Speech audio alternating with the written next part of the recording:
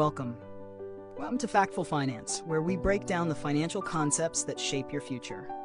Today, we're tackling a big one: lease versus buy, which is better when it comes to vehicle financing. It's a decision many of us face, but one that most people tend to rush without fully understanding the financial implications. So before you sign that lease or purchase agreement, let's dig into the numbers and uncover which option might be right for you. First, let's begin with a surprising fact. According to the latest data, nearly 30% of new car buyers in the US are opting to lease their vehicles rather than buy. But does that mean leasing is the best option? Not necessarily. The answer depends on your individual needs, financial situation, and long-term goals. Let's break it down.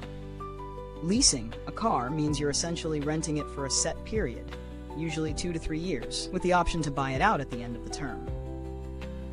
Lease payments are generally lower than loan payments for the same car, which can be appealing for people who want to drive a newer car with less monthly financial strain. Plus, you're only paying for the depreciation during the lease term, not the entire vehicle's value. On the other hand, when you buy a car, you're making a long-term investment. You own the car outright once you've paid off the loan. Your payments might be higher, but the car is yours to keep. And after the loan is paid off, you no longer have monthly payments.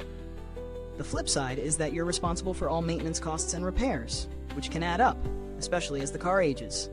So, which option is better for you? Let's look at a few factors to help you decide. 1. Monthly payments. If budget flexibility is your top priority, leasing might be the way to go. Lease payments are typically 30 to 60% lower than buying payments. This means you could afford a higher-end vehicle for the same monthly cost, which appeals to many people who want to drive a new car without breaking the bank. 2. Ownership and equity. When you buy a car, you're building equity with each payment. Once you pay off the loan, you own the car free and clear. With a lease, there's no equity built up, as you're simply renting the vehicle. At the end of the lease, you walk away with nothing. 3. Long-term costs. While leasing may seem more affordable in the short term, it could be more expensive in the long run if you keep leasing new cars every few years. On the other hand, once you've paid off your car loan, your vehicle is essentially free to maintain, other than regular repairs and upkeep.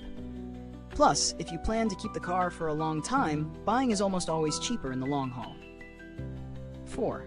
Maintenance and repairs. Leasing usually comes with a warranty that covers major repairs, meaning you're not on the hook for expensive breakdowns. With buying, however, you're responsible for all maintenance costs after your warranty runs out. This is something to consider if you're not comfortable with unexpected repair bills.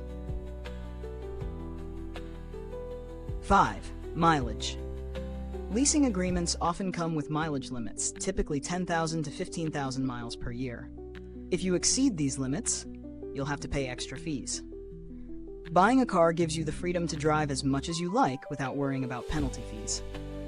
To illustrate, let's take 2 examples. Sarah decides to lease a car. Her monthly payment is $300, and she loves the idea of always driving a brand new car.